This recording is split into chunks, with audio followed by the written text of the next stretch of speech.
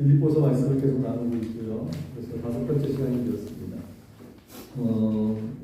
빌립보서를 통해서 저희가 하나님이 우리를 하나의 성령 공동체로 부르셨다는 그 메시지를 나누고 있습니다. 오늘의 제목은 제목만 봐도 좀 의미심장하죠. 형제, 동역자, 전우로 선 공동체.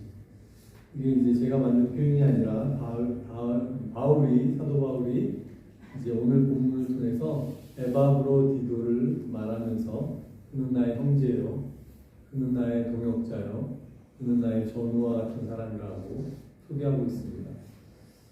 제가 이 말씀을 들으면서, 이 말씀을 보면서 가슴이 뭉클하면서도 부럽고 또 얼마나 행복했을까. 그가 비록 사망의 음침한 골짜기와 같은 시간들을 많이 보냈지만 그럼에도 불구하고 그가 자신있게 말할 수 있는 나의 형제다, 나와 함께 일하는 자다, 나와 함께 싸우는, 전쟁에서 같이 싸우는 친구다 라고 말하는 분들이 여럿이 계셨던 것을 우리가 알 수 있죠. 그 중에 오늘 대표적인 두 명에 대한 소개를 듣는 시간이라고 생각하시면 되겠습니다. 저는 항상 빌립보서 말씀을 처음부터 다시 보고 있습니다. 그것은 아시다시피 이것은 서신서이기 때문에, 편지이기 때문에 우리가 어떤 부분만 뚝 떼놓고 본다기보다는 전체적인 맥락 속에서 하나의 편지 아니겠습니까? 이게 비록 장절이 지금 다 나눠져 있지만 그가 빌립보 교인들에게 썼던 하나의 편지를 우리가 편의상 나누어서 구분해서 보고 있는 것이죠. 그래서 그 전체 편지의 맥락 속에서 오늘의 내용을 보는 것이 중요할 거라고 생각하기 때문에 늘 처음부터 다시 또 저희가 어떤 부분을 보고 있는지, 바울의 어떠한 내용이 다뤄지고 있는지를 말씀드리고 있습니다. 바울은 빌립보 교인들을 인해서 기뻐했습니다. 왜냐하면 그들이 복음을 받는 첫날부터, 기억나시는 분들도 계시겠지만 빌립보서 1장에 보면 너희가 복음을 들은 첫날부터 나와 함께 복음을 전하는 일에 동참하는 것을 인해서 참으로 기뻐한다. 그리고 나의 간절한 기대와 소망은 그가 고백하기를 내가 아무 일에도 부끄러워하지 아니하고 내 마음이 온전히 담대해져서 내가 어떻게 잘 되든지 못 되든지 살든지 죽든지 또 옛날과 지금도 다름없이 나의 모든 삶을 통해서 그리스도께서 존귀함을 갖게 되는 것이다. 그렇기 때문에 사람들이 나를 비방한다든지 나에게 시기심으로 나를 잘못 말한다 할지라도 나는 개의치 않는다. 그것이 빌립보서 1장에 나왔던 내용입니다.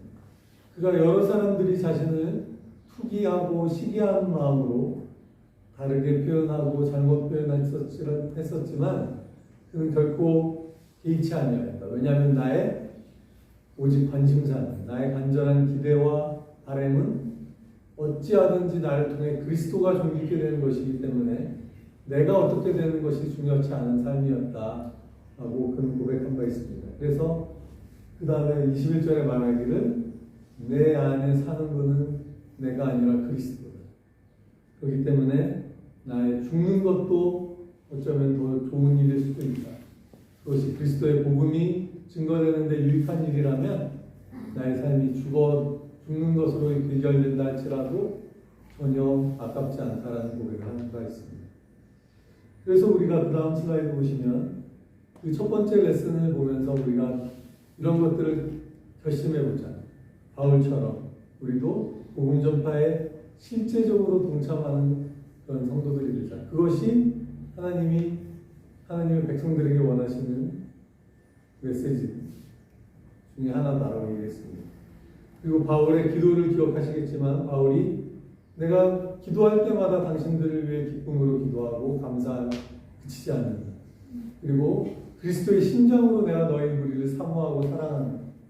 그가 그렇게 당당하게 고백하고 얘기할 수 있었던 것은 그가 늘 중보 기도를 통해서 빌립보 교인들을 하나님께 올려드렸던 것이죠.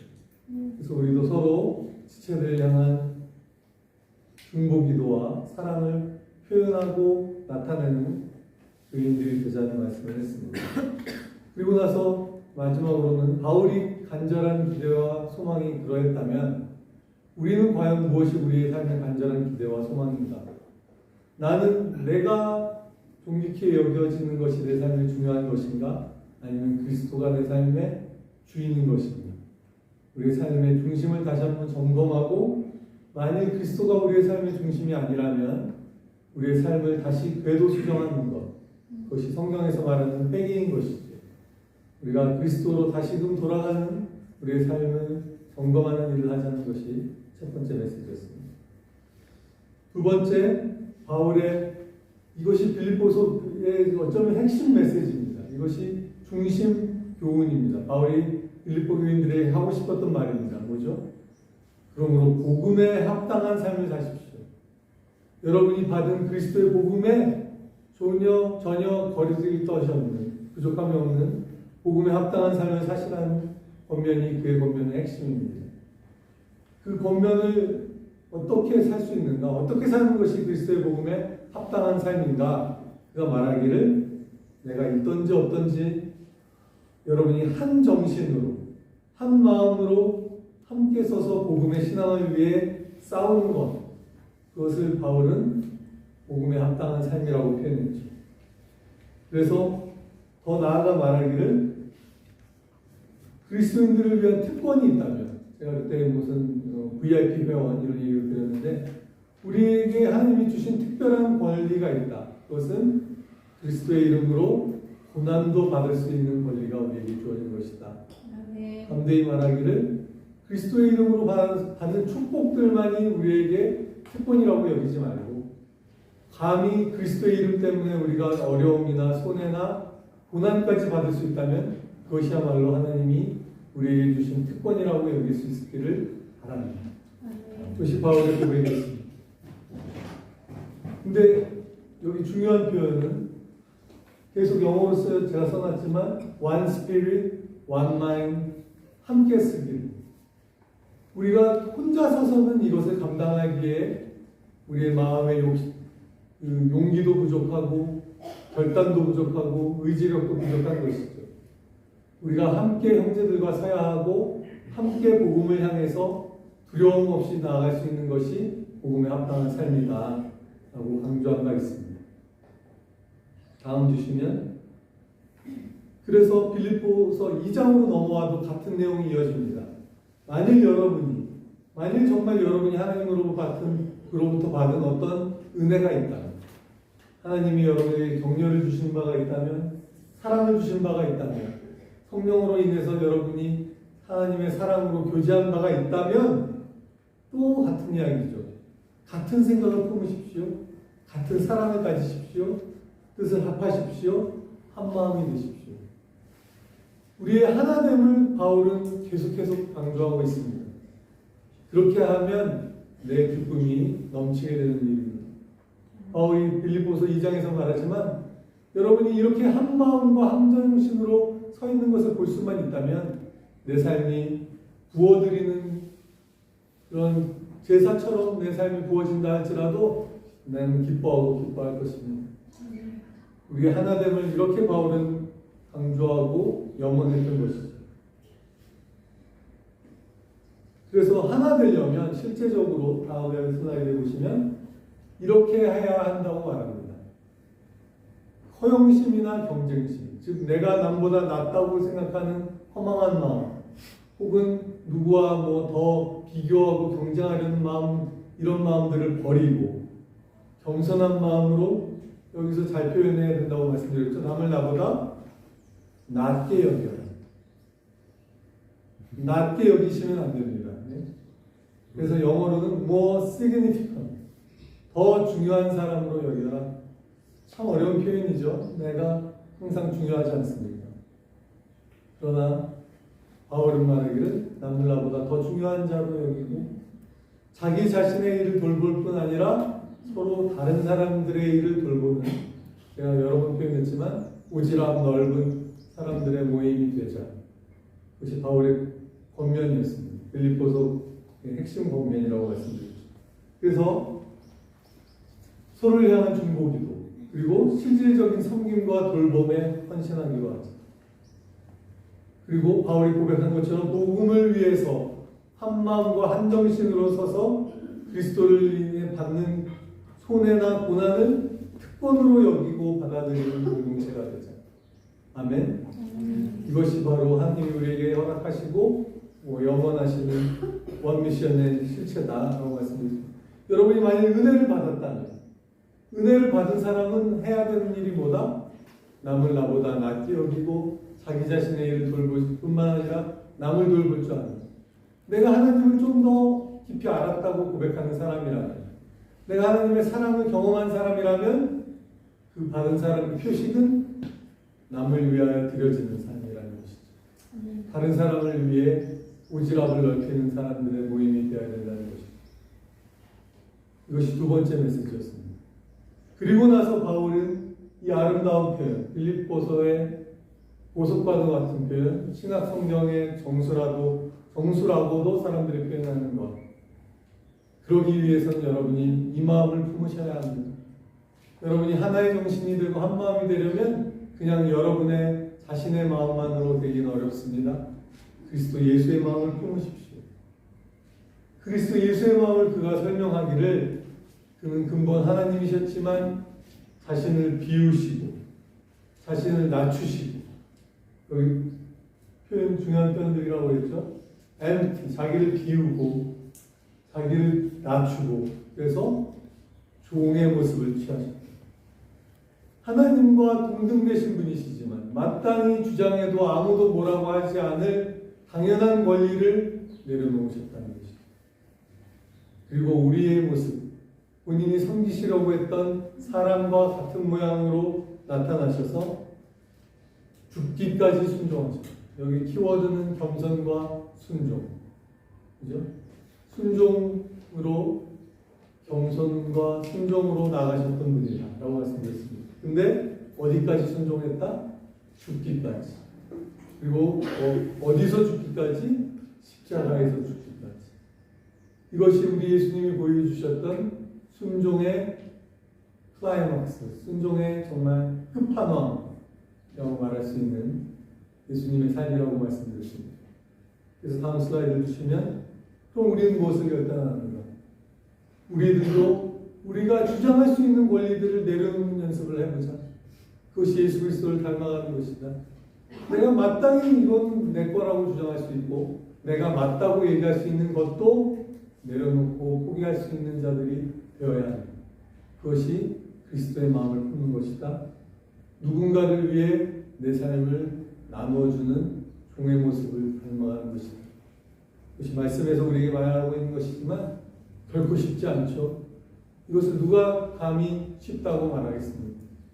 그래서 주님이 우리에게 좁은 길이라고, 좁은 문, 좁은 길이라고 말씀하신 그 길이죠. 그러나 이 길이 생명으로 인도하고 참된 자유함으로 인도하는 길이다 라고 우리에게 말씀하시는 것입니다. 섬기려는 그 사람들과 같은 모양, 같은 처지가 되는 것이 마땅한 태도와 자세라고 말씀드렸습니다. 순종을 실천함으로 하나님 앞에 우리를 낮추는 삶, 그리고 어디까지 순종할 것인가? 우리가 생각하는 그 이상. 예수님이 순종의 끝은 십자가에서의 죽으심이었습니다. 그러니 우리의 순종도 그 끝이 어디라고 말할 수 없는 정도의 다음 없는 순종, 그 자리로 우리를 부르셨구나. 할렐루야. 여러분, 이것이 우리가 믿는 복음인 것입니다.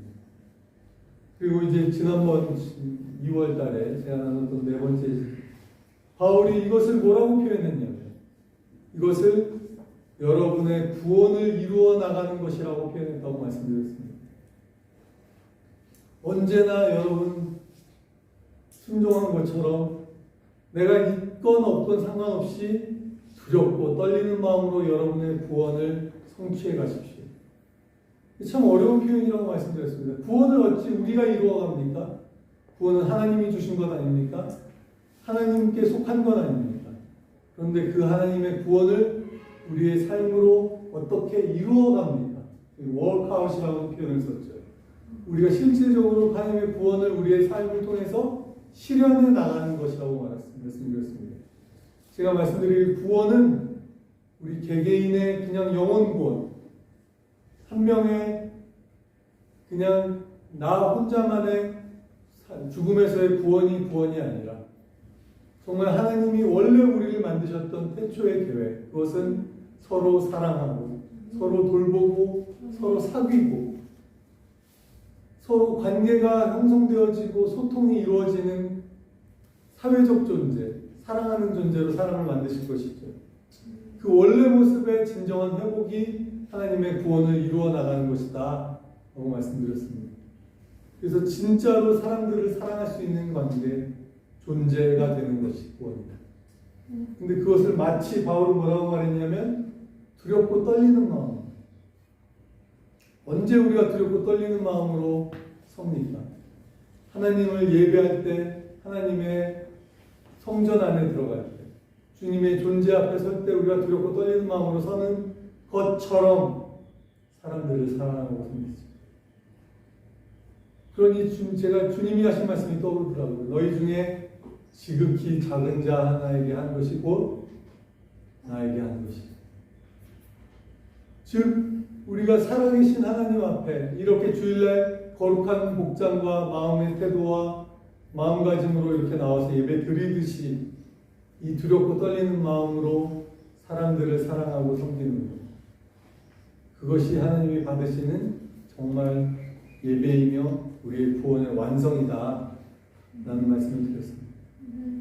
그래서 하나님은 여러분 안에서 활동하셔서 13절도 굉장히 오묘하고 놀라운 말씀이라고 말씀드렸죠.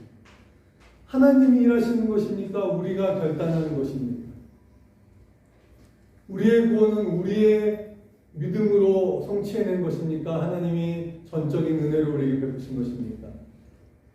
사실 둘 다인 것이죠. 하나님이 우리 안에 역사하시는 것이고, 그렇지만 우리가 또한 하나님의 우리 안에 주신 감동에 순종하고 예스로 고백함을 통해서 우리가 그 하나님의 뜻을 이루어드리는 것이 구원이다. 두 가지가 함께 일어나는 일이다. 그래서 그렇지만 하나님이 활동하지 아니하시면, 하나님이 영혼을 주시지 않으시면 시작할 수도 없는 일이었다. 바로 그 구원의 신비처럼 우리가 처음 받은 구원이 그러했던 것처럼 우리가 구원을 이루어 나가는 것도 하나님이 주시는 영원함과 마음, 그 뜻에 순종하는 우리의 순종함으로 이루어갈 수 있는 것이다 라고 말씀드렸습니다.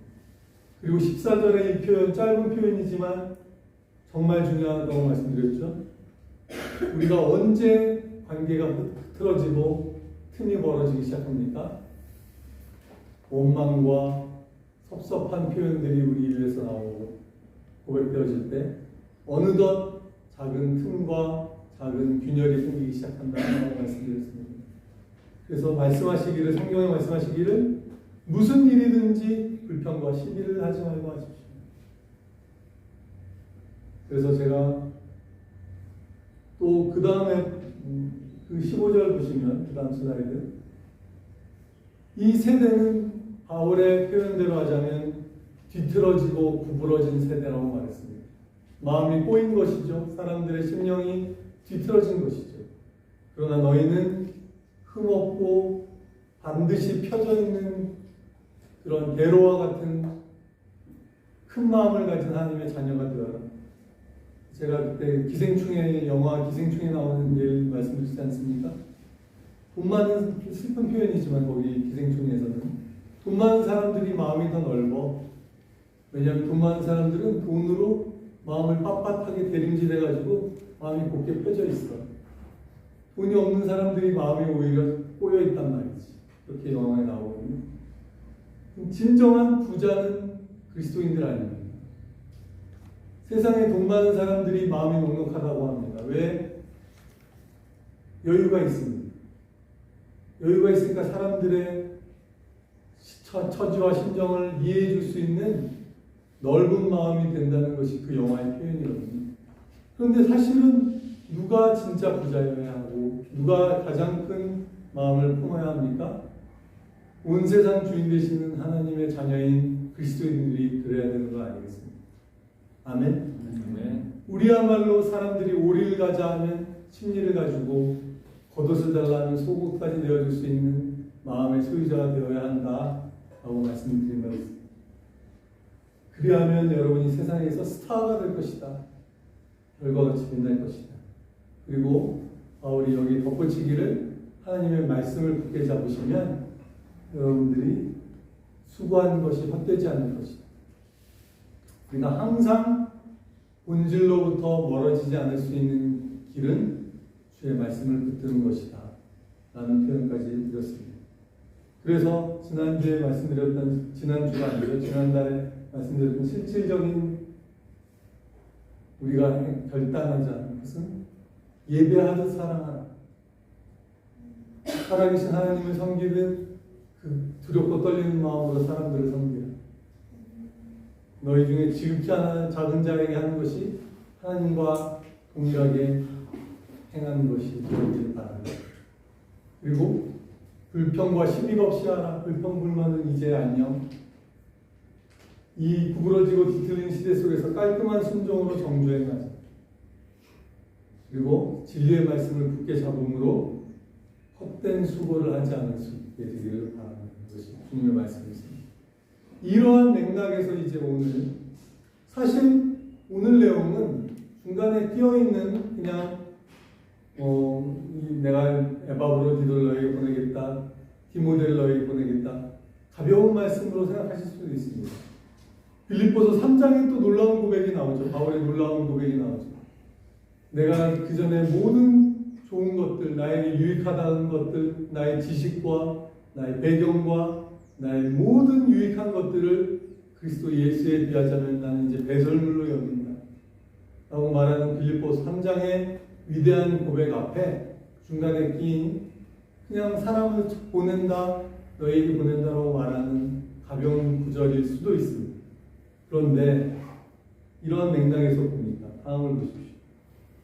오늘 본문에 바울이 뭐라고 그러냐면, 나에게는 디모데와 같은 마음으로 진심으로 여러분의 형편을 염려해 줄 사람이 아무도 없습니다. 나는 이 디모데를 여러분에게 보내는데 왜 보내냐면, 디모데를 왜 보내냐면 19절에 뭐라고 그러냐면, 내가 여러분의 사정을 알므로써 위로를 받기 원합니다. 이 바울이 얼마나 디모데 사람이래요. 빌립보 사람들을 사랑한지가 나와 있죠. 여러분의 사정을 아는 게 나에게 위로가 된다고 말하고 있습니다. 사랑하는 사람의 사정을 아는 것이 자신에게 마음에 안심을 준다는 것으로 이해되어지는 것이죠.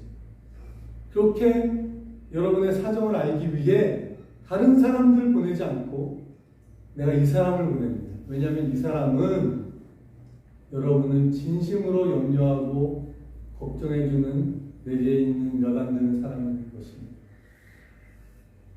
내가 아무나 보내는 것이 아니라 디모데와 에바브로디도를 여러분 두 사람을 내가 여러분에게 보냈는데 이 사람들은 아주 특별한 사람들입니다 라는 표현인 거예요. 오늘의 내용이 왜 디모데가 특별하냐면, 같은 마음으로, 디모데와 같은 마음으로 진심으로 여러분의 형편을 염려해 줄 사람이 아무도 없다.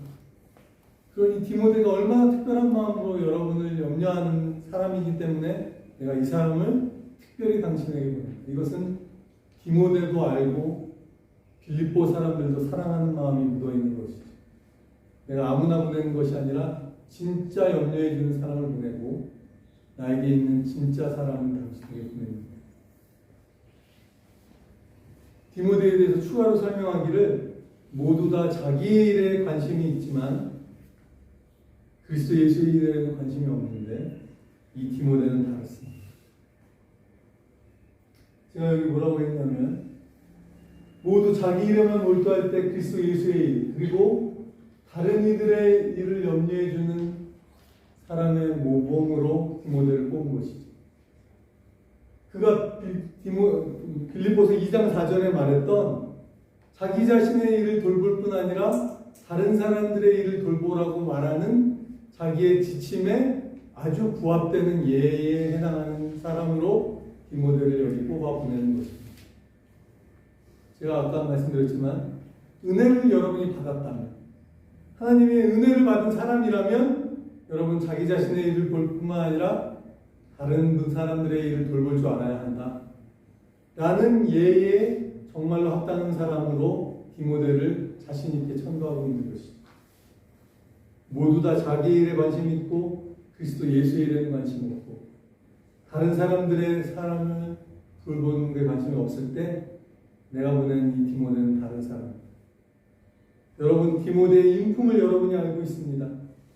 그가 자식이 아버지에게 하듯 복음을 위하여 나와 함께 봉사했습니다. 저는 이 예가 적절한지 모르겠습니다. 우리 아들들이 제게 하는 걸 보면 그렇게 아주 자식이 아버지에게 하듯이라고 표현할 수 있는지 모르겠습니다. 그리고 스스로 저 자신을 볼 때도 제가 자라면서 아버지를 얼마나 성실하게 섬겼는지 생각해보면 이 이해가 적절한지는 잘 모르겠는데 어쨌든 좋은 뜻으로 얘기한 거겠죠. 그죠? 자식이 아버지, 우리 저기 서진이가 딱 앉아있는데 서진이가 아버지를 섬기듯이 할렐루야.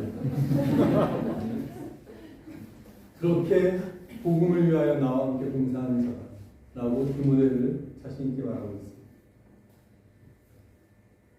그리고 그 다음에 표현은 에바브로디도로 넘어가는데요. 다음 주시죠. 이름이 발음하기가 어렵습니다. 에바브로디도. 이 사람은 원래 빌립보 교회가 보내준 사람입니다. 디모데에게. 그런데 이 사람이 와가지고 바울과 함께 거의 죽음에 이르기까지 수고하고 자기가 병에 걸려 죽으려고 하는데 자기의 병을 돌보지 아니하고 수고했던 자라고 바울이 표현해주고 있습니다. 그렇기 때문에 바울이 자신 있게 말하기를 My brother, my co-worker. 저는 그 다음 표현이 제일 가슴에 와닿습니다. My fellow soldier. 전쟁에서 나와 함께 삶을 나누는 사람입니다.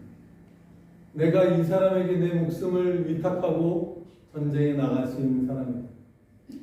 라고 에바브로디도를 자신 있게 표현하고 있습니다.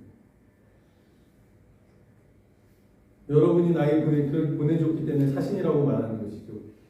에바브로디도 편을 통해서 아마 헌금을 전달한 것 같습니다. 그런데 내가 이제 이분을 다시 여러분에게 보내야 될 필요가 있다고 느껴집니다. 왜냐하면 여러분이 그 사람을 그리워하고 있고 또 그 사람이 병에 걸렸다는 소식을 듣고 염려하고 있는 것에 대해서 그 문제를 해결해 주기 위해서도 보내주는 것입니다. 그러면서 말하기를 하나님께서 이 죽을 뻔한 사람을 살려주셔서 그 사람뿐 아니라 나도 얼마나 근심이 덜게 됐는지 모릅니다. 이 바울이 표현하는 표현들을 보면은 얼마나 서로를 향한 사랑과 걱정과 염려가 묻어나는지 몰라요. 에바브로디도를 살려주신 것이 나의 엄청난 근심도 하나님이 덜어주신 것이다. 그리고 내가 디모데를 여러분에게 보내서 여러분의 사정을 알게 되는 것이 나에게는 엄청난 위로가 됩니다. 남의 문제를 아는 게 어떻게 위로가 됩니까? 그가 늘 걱정하고 있었던 것을 드러내는 것이죠. 늘 빌립보 교회가 어떤지 궁금하고 알고 싶고 걱정스럽고 사모하는 마음으로 이 불타는 심장으로 사랑하는 사람 바울을 보십시오. 우리 가운데 이 뜨거운 사랑과 뜨거운 염려와 헌신과 섬김이 일어날 수 있기를 바랍니다. 이것이 선교 공동체가 가질 수 있는 특권이자 그리스도의 몸의 모습이라고 생각되었습니다. 30절 그는 그리스도의 일로 거의 죽을 뻔하였고 나를 위해서 여러분이 다하지 못한 봉사를 채우려고 자기 목숨을 아끼지 않은 사람이기 때문에 목숨을 아끼지 않고 그리스도의 봉사를 위해 드리는 사람. 바로 바울이 말했던 죽기까지 순종하고 자기의 목숨을 내어드리기까지 순종했던 그리스도의 마음을 품은 바로 그 사람이 에바브로디도였던 것이죠. 즉 자기가 앞에서 서술했던 이 마음을 품으라고 말했던 것의 모범적인 사례로 에바브로디도를 소개하고 있습니다. 바로 서로의 일을 돌보라는 그 표현의 적절한 예로 디모데를 표현했던 것과 같은 원리인 것입니다. 여러분, 우리의 관계는 어떻습니까? 여러분, 우리는 서로를 어떻게 생각하며 서로를 향해 무엇을 내어주고 있습니다.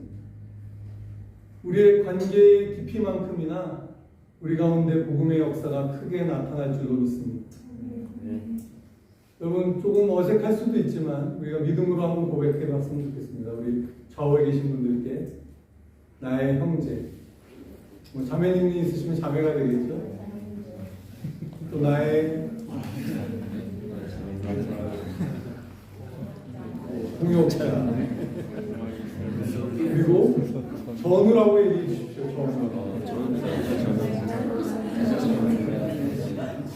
좀 어색하죠. 아무래도 우리는. 그렇지만 우리도 이제 점점 더 하나님이 이러한 관계로 인도해 주시고 우리의 관계가 더 깊어지게 해주실 줄로 믿습니다. 진짜 전우 같은 사람. 전우라는 것은 싸우지 않고 어찌 전우가 되겠습니까? 그렇죠? 바울이 걸어갔던 그 복음의 길을 같이 걸어가지 않고서 어찌 전우라고 표현하겠습니까? 그 길을 걸어가는 것이죠. 그 사역을 같이 감당하는 것이죠. 그래서 형제자매라 부르기에 부끄럽지 않았던 것이죠. 다음 주십시오. 이 바울의 고백을 보면서 저는 전도서 말씀이 생각이 났습니다. 전도서 4장 7절부터 12절까지에 보면 제가 이 말씀이 전도서에 있다는 게 기억이 안 나서 찾으려고 삼겹 이렇게 검색하니까 안 나오는 거예요. 우리가 세겹줄로 삼겹줄이 아니라 어쨌든 보십시오. 혼자보다는 이 앞에 나온 사람 참 허망하죠. 그는 열심히 살았습니다. 쉬지도 않고 일만 했습니다. 재산도 모았습니다. 그렇지만 난 뭐 때문에 이렇게 즐기지도 않고 일하는 거지? 내가 누구 때문에 이 수고를 하는 거지? 얼마나 외롭고 허망한 결론인지. 근데 그 말씀을 보면 혼자보다는 둘이 낫다? 왜냐하면 더 생산성이 높기 때문이죠. 더 좋은 결과를 얻을 수 있어요. More fruit. 하나가 넘어지면 다른 사람이 자기 동물을 일으켜줄 수 있어요. 요즘 많이 세상에서 얘기하는 단어, 표현이 resilience라는 게 있죠. 이게 뭐냐면 어떤 뭐 타격이나 충격이나 이런 걸 받았을 때 그걸 잘 버티거나 혹은 금방 회복하는 능력을 말합니다. 어떤 데미지를 받았다, 어떤 충격이나 손상을 입었지만 그 손상이나 충격을 얼마나 잘 버텨낼 수 있는지 혹은 그걸로부터 얼마나 금세 회복해서 이전의 모습을 회복하는데 빨리 회복할 수 있는지 resilience. 이게 굉장히 중요한 거죠. 우리의 인생에 있어서도 우리 넘어질 수 있습니다. 그렇지만 그러니까 오뚜기 같은 게 이제 resilience의 아주 슈퍼갑이라고 생각하시면 됩니다. 넘어뜨렸는데 바로 일어나지 않습니까? 근데 여기 뭐라고 말합니까? 두 사람이 함께면 하나가 넘어져도 다른 이가 손잡아 일으켜줄 수 있다. 그러나 혼자 가다가 넘어지면 딱하게도 일으켜줄 사람이 없다. 또 중요한 표현이죠. 둘이 누우면 따뜻하다. 우리의 마음 soothing이란 말은 이렇게 차분하게 만들어주고 보듬어주고 이런 거 아닙니까? 이렇게 우리 속, 뭐 스프 같은 게 우리의 속을 수딩해 준다고 말하죠. 우리의 속을 따뜻하게 이렇게 감싸주는 것. 누군가가 우리 가운데 있어야 따뜻하죠.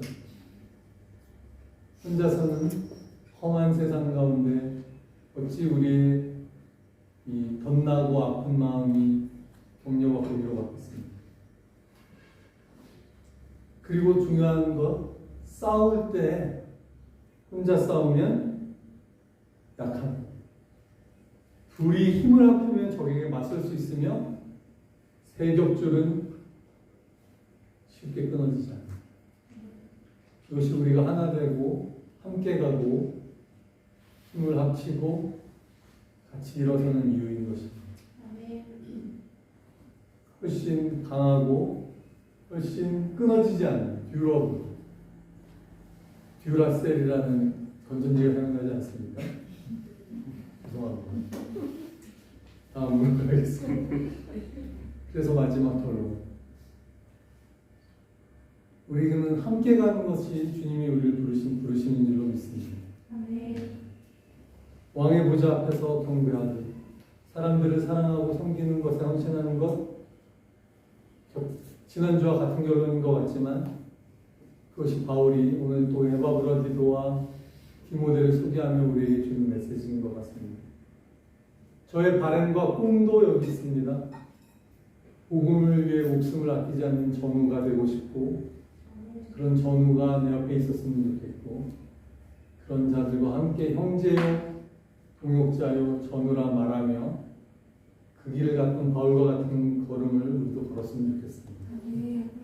마지막 요한 1서 3장 16절에서 18절 말씀을 보며 기도하면 좋겠습니다. 말이나 혀로만 사랑하지 말고 행동과 진실함으로 사랑합시다.